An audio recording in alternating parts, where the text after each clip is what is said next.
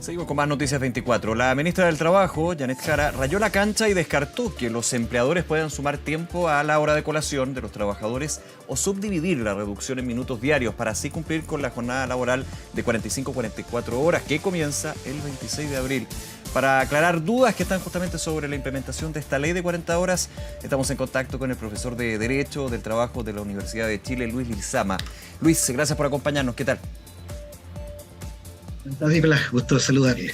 Hay varios temas y también esta denuncia, podríamos decir, que hace la CUT con respecto a que empleadores estarían de alguna manera, ante la exigencia de la ley que comienza a regir el 26, sumando minutos o planteando el sumar minutos en la hora de colación para alguna manera ajustar lo que son las 40 horas.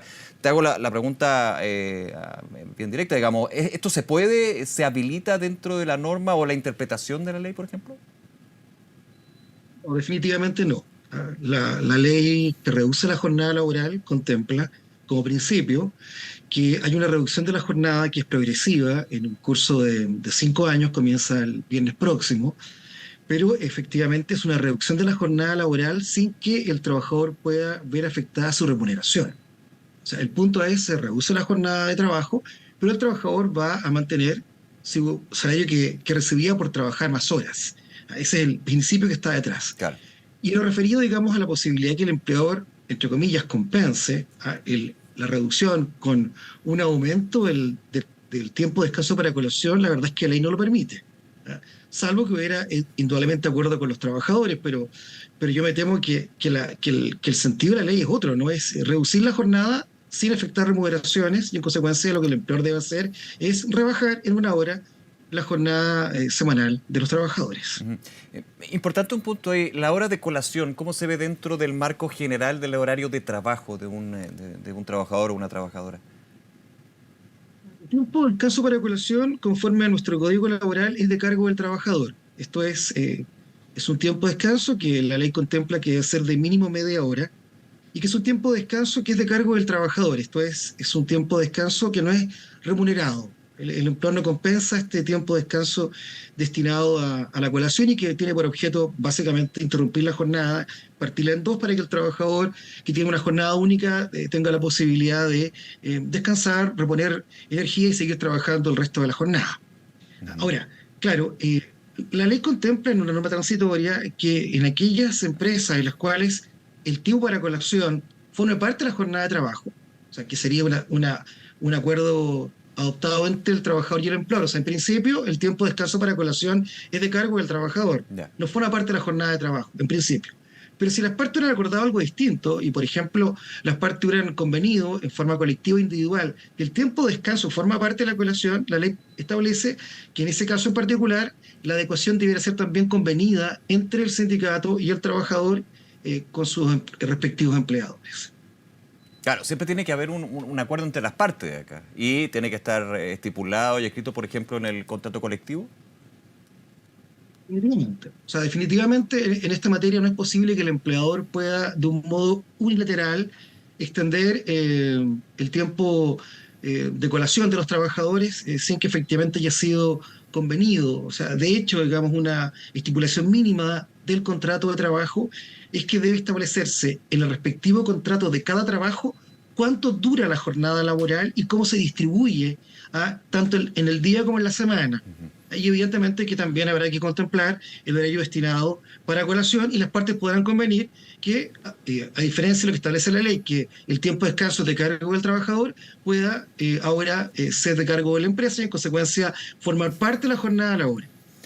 Ahora, está comentando también lo que fueron las declaraciones durante las últimas horas de la ministra Jara y apuntaba también a que no se permite dentro de esta legislación de 40 horas, una reducción de 1 hora en este paso gradual, la reducción de minutos diarios. Expliquemos un poquito cómo se puede dar eso para también entenderlo.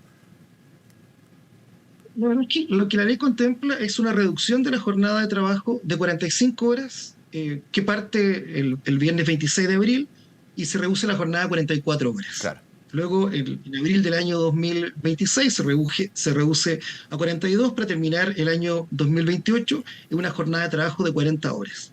En consecuencia, vamos a comenzar este año con una reducción de la jornada laboral en 1 hora. La ley dice, en principio, esa hora que hay que reducir debe ser acordada entre el trabajador y el empleador acerca de cómo se va a reducir la jornada de trabajo. Es ahora. Si se va a reducir, por ejemplo, en un día de la semana, si va a ser el día viernes, si va a ser el día lunes, si el trabajador labora, por ejemplo, en 6 días, si se va a reducir por mitades, media Claro. hora el día uno y Si se media hora puede el eventualmente, día se, 6. se me ocurre, Luis, perdona, si se puede eventualmente, no sé si se puede, convenir las dos partes un horario de ingreso al trabajo distinto, es decir, atrasar, por ejemplo, si entraba a las 8, no, entra a las 9, ¿eso también se podría hacer? Absolutamente. Ya, O sea, aquí opera lo que se llama la autonomía privada. Las partes pueden definir del modo que les venga en gana la forma en que se reduce la jornada de trabajo. Si lo hacen en un solo día, si es a la hora de ingreso, a la hora de salida, si es el primer día de trabajo, si es el medio, si es el último día, es un tema que queda entregado a la voluntad de las partes. Pero hay una regla transitoria que dice, en el evento que las partes no alcancen acuerdo, o sea, se pone en el escenario de que las partes no llegan a ninguna convención respecto de cómo efectuar la reducción de la jornada de trabajo, la ley dice que en ese caso es el empleador el que debe efectuar la distribución de esta reducción. Y lo que la ley plantea es que esa reducción debe ser progresiva en la semana. ujú, Hasta hoy, antes de que fuera emitido un dictamen por la Dirección del Trabajo al mediodía de hoy, en general había consenso, había acuerdo, yo diría que unánime, a nivel de sindicatos, de trabajadores, de empleadores, de profesores, de abogados, en el sentido que, en ausencia de acuerdo, lo que debía ocurrir es que el empleador estaba obligado ahora a reducir fuera proporcional esa hora de trabajo en la jornada laboral. ya, Esto es, por ejemplo, si el trabajador tiene distribuida la jornada laboral en 5 días, trabaja 5 días, descansa 2, o bien descansa 1 y trabaja 6, bueno, iba a ser necesario que el empleador efectuara esta reducción distribuyendo la hora, por ejemplo, en 5 días. ¿Ah? Distribuyendo, digamos, en forma proporcional, una reducción de 12 minutos por cada día de trabajo. perfecto. Y en el caso de que yo trabajara 6 días, bueno, tengo que reducir la jornada laboral en 10 minutos cada día, cada día de trabajo. Pero hoy día se emite un dictamen que dice lo contrario, que dice que no, que efectivamente una revisión que se efectuó a nivel de la autoridad administrativa concluye que la reducción debe efectuarse en cualquier día que decida el empleador, pero que debe ser de 1 hora en el caso de la jornada laboral distribuida en 5 días, y en el caso de la jornada que se distribuye en 6 días hay que reducir un día 50 minutos y en otro día 10 minutos. La verdad es que es una interpretación bien particular, yo diría que bien forzada respecto de lo que la ley establece. Y a mí me parece que la ley es suficientemente clara, el texto de la ley Ya. lo dice ¿Para ti no da para expresamente, es una interpretaciones la ley? reducción. ¿Cómo está? ¿Perdón? A tu juicio y en tu experiencia, por supuesto, Luis, ¿no da para interpretaciones la ley? ¿Es bastante clara A en mí me ese parece que, sentido? a mí me parece que la respuesta es categórica. La Ya, ley no admite interpretación. O sea, la ley sostiene expresamente que en ausencia de acuerdo, lo que debe hacer el empleador es reducir, en este caso, el tiempo, hacer 1 hora, en forma, dice, proporcional y distribuida en la semana. claro. Entonces es evidente que lo que el empleador debía hacer era, digamos, dividir los 60 minutos por 5, por 6, Ujú, dependiendo de cómo estaba distribuida la jornada del dependiente. ya. Ahora, hay otro punto que se ha discutido muchísimo y se han hecho varias consultas a la Dirección del Trabajo, al Ministerio del Trabajo, a especialistas como tú en este caso, Luis, que tiene que ver con el artículo 22 del Código del Trabajo. Expliquemos qué incorpora o qué contempla el artículo 22 y la discusión que se ha dado al respecto.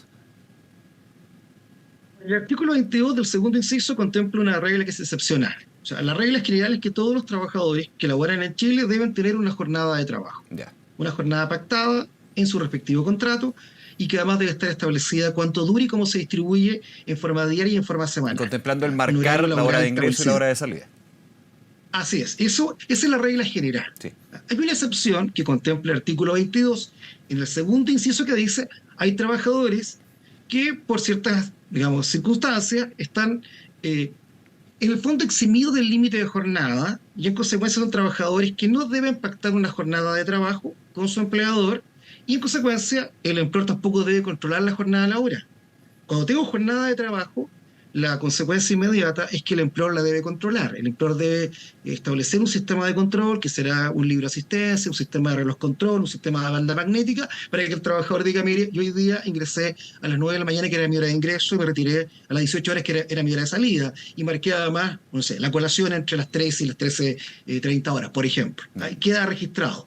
El trabajador del artículo 22, segundo inciso, no tiene jornada laboral y en consecuencia tampoco está obligado el empleador a controlar su jornada laboral. Y otra derivada es que tampoco hay derecho al pago de horas extraordinarias, porque no hay un tiempo de jornada ordinario fijado Claro. en el contrato de Y trabajo. porque tampoco hay registro, digamos, ahí es Así es. a la conciencia, digamos, del empleador y el empleado.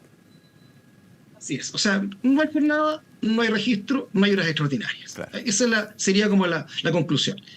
En la actualidad, hoy día, cuando la ley, digamos, aún no está vigente, hay varios supuestos establecidos por el Código del Trabajo que permiten pactar la excepción. Por ejemplo, un trabajador que labora para más de un empleador, que tiene más de un empleo, Ujú. o un trabajador que realiza su servicio fuera del local del establecimiento de la empresa, trabaja fuera de la empresa, un agente viajero, Claro. pensemos en alguien que está dedicado a la cobranza y lo hace, digamos, en la calle, un trabajador que tiene la calidad de teletrabajador, o sea, trabaja, digamos, con medios de comunicaciones en su domicilio, por ejemplo, pero trabaja parte de su jornada laboral en la empresa, o sea, un trabajador que tiene un régimen mixto, un régimen híbrido, algunos días trabaja en su casa a través de un sistema de telecomunicaciones o informático y otros días trabaja en la empresa. Si la mayor tiempo ese trabajador labora fuera de la empresa, él estaría en la figura del artículo 22, segundo inciso, la excepción. Las hipótesis son derogadas por la ley que reduce la jornada laboral. O sea, a contar del 26 de abril, estas hipótesis que permitían pactar esa exclusión del límite de jornada se derogan, se eliminan, se abrogan. No es posible entonces que el empleador pueda justificar la inclusión de esta cláusula invocando estos supuestos porque son todos derogados. Y vamos a quedar reducidos básicamente a dos supuestos en los cuales es posible pactar la exclusión. Primero, en el caso de los gerentes. Gerentes, subgerentes, la alta dirección, la alta administración, en la medida en que tengan facultades de administración y tengan poder para actuar por el empleador. Okay. Esos trabajadores de la alta dirección van a quedar excluidos del límite de jornada como ocurre hasta ahora. Y el segundo gran supuesto, que ha sido parafraseado, dice que son aquellos trabajadores que laboran sin fiscalización superior inmediata, atendida la naturaleza de sus funciones. O sea, un trabajador que labora sin una supervigilancia, una supervisión directa e inmediata. Esto ha sido interpretado por la Dirección del Trabajo, por los tribunales que dicen que son trabajadores respecto a los cuales no hay un enjuiciamiento crítica por parte de un jefe directo. Y que aquel control podría ser un control, digamos, efectuado en forma presencial, Ya. o también a través de algún tipo de medios, como podría ser fórmulas remotas de control, una aplicación, en fin. Entonces, lo que hace el artículo 20, lo que hace la ley, perdón, el artículo 22, es que se eliminan supuestos, varios supuestos, y quedan reducidos a dos. Con lo cual, evidentemente, que la finalidad de la ley es bastante clara, no es ojalá que todos los trabajadores tengan jornada laboral controlada. Por lo cual, Y que los que estén trabajadores fuera sin de estas dos jornada- excepciones, con este, claro, que el sentido de la ley es otro, pero finalmente lo involucra, digamos, es que quienes están actualmente en el artículo 22 y no están dentro de las excepciones, pues se deroga el resto de los supuestos, tienen que, por ejemplo, marcar. Mentira, Nicolás. Ese es el objetivo de la ley. O sea, la ley dice, mire, vamos a reducir el número de supuestos normativos y en consecuencia vamos a quedar reducidos solo a dos alternativas. Ya. Y evidentemente quien no queda o quien estaba en un supuesto que es derogado tiene que migrar al modelo general, esto es, se fije jornada laboral, pero una jornada de 44 horas y que además esté controlada por su empleado. Ahora, Luis, Y la segunda novedad en esta perdona, materia- dale. Sí, y la segunda novedad es la siguiente, es que se modifica el Código del Trabajo para que, en el caso de que se mantenga esta cláusula, el artículo 22, la excepción, cualquiera de las partes, el trabajador o el empleador podrán presentar una solicitud ante la inspección del trabajo para que ésta determine si efectivamente ese trabajador que tiene esa cláusula está bien o mal calificado conforme las nuevas reglas de la ley que reduce la jornada laboral. evidentemente que hay un plazo para que se efectúe esta indagación, es una investigación que va a concluir con una resolución que dirá, mire, el trabajador dice, yo estoy fuera del artículo 22 segundo inciso, Inspector del Trabajo, califíqueme como un trabajador del régimen normal y podría ser esa la resolución. Efectivamente, está mal calificado, usted debe tener jornada laboral y esa resolución es posible que la parte afectada, que aquí en este caso que yo he puesto como ejemplo, sería el empleador, va a tener que reclamar judicialmente Claro. para que sea resuelto en forma definitiva. Pero existe ahora un procedimiento que no existía en la ley vigente, para que, en el caso que haya conflicto acerca de si efectivamente el trabajador se encuentra o no bien calificado respecto a la excepción, haya una decisión adoptada por la autoridad administrativa primero y luego, digamos, en forma definitiva, determinada por la autoridad judicial. Luis, al igual de lo que comentabas tú al comienzo de esta conversación, ¿se pueden llegar a pactos o acuerdos entre empleador y empleado con respecto a este punto en particular, lo que tiene que ver con el artículo 22? La verdad es que la ley lo que está diciendo es que en la medida en que las partes no tengan un conflicto respecto a la calificación, esto no debiera tener dificultades. Ya.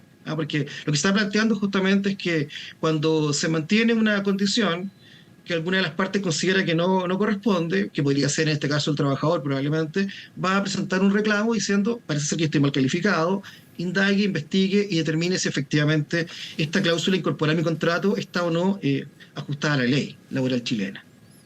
Uh-huh. Nos quedan algunos minutos, Luis, pero quiero ir a un tema también del ámbito laboral que es bien relevante, lo que va a ser también la entrada en vigencia de la ley de acoso laboral. A grandes rasgos, en los minutos que nos quedan, ¿cuál es el impacto que va a tener a tu juicio? Y también del estableciendo prácticas que no están permitidas, que no deberían estar nunca, pero que ahora por ley van a estar prohibidas. Yo diría que la ley Karin, que es una ley, digamos, que homenajea a esta TENS del Hospital de Chillán, Karin Salgado, digamos, que se suicidó producto de haber sufrido durante largo tiempo un reiterado acoso laboral por parte de quien era su supervisor, su jefe, ¿no? Y que es una experiencia extremadamente trágica, digamos. Lo que hace fundamentalmente es darle forma al convenio 190 de la OIT, que la República de Chile ratificó el año pasado. Ese convenio aún no está vigente en Chile, va a entrar en vigencia el día 12 de junio de este año, pero ese convenio de la OIT obliga a los estados que lo ratifican a que modifiquen su ley interna. Y en consecuencia lo que ha hecho la República de Chile es, ratificado el convenio 190, ha procedido a modificar el Código del Trabajo, y esto es muy importante, también ha modificado las leyes administrativas, porque esta ley que combate el acoso sexual, el acoso laboral y la violencia en el trabajo es aplicable a quien trabaja en el sector privado y también en la función pública. Esa es una tremenda novedad. Sí, claro. Primera cosa. En segundo lugar, yo diría que se incorpora una nueva figura que es la violencia en el trabajo. Claro, el acoso sexual sigue con la definición que da el artículo 2 del Código Laboral, el acoso moral, el acoso laboral, el hostigamiento que puede ser un trabajador. También se modifica la definición porque se dice que a partir de que la ley entra en vigencia el día 1 de agosto de este año, va a bastar una conducta de hostigamiento para que se pueda configurar el acoso laboral. En la actualidad tiene que ser una conducta reiterada, sistemática, permanente en el tiempo. Con la ley Karin se modifica la definición y va a bastar un hecho grave, por cierto, no es cualquier hecho, un acto especialmente grave que pueda poner en peligro la integridad física, la integridad psíquica de un trabajador. Y lo tercero, yo decía, violencia en el trabajo, que es una figura novedosa, que es la siguiente: el empleador debe ahora proteger al trabajador de cualquier acto que pueda ser víctima, pero respecto no de otro trabajador, sino que respecto a un tercero ajeno a la empresa. Ya. Por ejemplo, respecto a un cliente, claro, de un proveedor, claro, respecto a un paciente, respecto al pariente del dueño de la empresa. Deben haber conducta o un sistema preventivo, digamos, de ese tipo de conductas fuera de lugar, digamos, de terceros, fuera de la empresa, fuera del negocio. Solo terceros ajenos a la relación laboral, pero que realizan un acto de hostigamiento que puede ser moral, claro, una amenaza, o un acto de hostigamiento físico, un acto violento, digamos un golpe, pero que se realiza con ocasión del trabajo. O sea, por ejemplo, el cajero del banco, el que un cliente lo agrede. Claro. ahí evidentemente que no haya acoso laboral, sino que es un acto de violencia en el trabajo porque quien realiza la conducta violenta es un tercero con el cual no hay vínculo jurídico laboral, digamos, respecto del banco y el cliente que agrede al cajero, con el cual sí hay vínculo jurídico laboral. Yo creo que lo importante, Nicolás, es lo que tú acabas de decir. O sea, aquí lo relevante es establecer un sistema preventivo, un modelo de compliance en materia de acoso y violencia en el trabajo. Esto es, hay que entender de que el acoso y la violencia constituyen un riesgo profesional que el empleador tiene que hacerse cargo de ello. Y en consecuencia es necesario efectuar un sinfín de actividades. Por ejemplo, modificar el reglamento interno para incorporar todas estas conductas nuevas que establece el Código Laboral y que se establece también para la función pública. En segundo lugar, dictar protocolos de prevención del acoso y violencia en el trabajo. Tercero, establecer un canal de denuncias anónimas, que pudieran, digamos, dar lugar a que un trabajador, un tercero, pueda denunciar un acto de acoso y violencia en el trabajo. Y también establecer un procedimiento de investigación para determinar responsabilidades en el caso de denuncias, Luis, ahora sí, formuladas de manera conocida en acoso y violencia en el trabajo. Para cerrar, son 18 conductas, uno las puede revisar, también en nuestro portal de noticias están ahí enumeradas, pero para ti, ¿cuáles son quizás las más clave o de alguna manera las que las que llaman la atención, podríamos decir, no sé? La verdad es que yo tengo algunas prevenciones respecto de ese reportaje, digamos, porque habla de delitos y en este caso en particular no son delitos, son conductas prohibidas, pero no tienen que ver con una conducta delictual que pueda ser sancionada con penas privativas de libertad, ni mucho menos. Son conductas prohibidas, podrían dar lugar, digamos, podrían derivar y llegar a ser un delito, claro. El abuso sexual, por ejemplo, ¿no? Que podría dar lugar, pero digamos que en principio no son delitos. Y luego la verdad es que las figuras tampoco están tan delimitadas por la ley, sino que aquí lo que corresponde es que el empleador, a través del reglamento interno, establezca las conductas prohibidas, que consisten, digamos, de distintas formas. Por ejemplo, en materia de acoso sexual, nuestros jueces han dicho en forma reiterada que los tocamientos realizados por un trabajador respecto a otro es acoso sexual.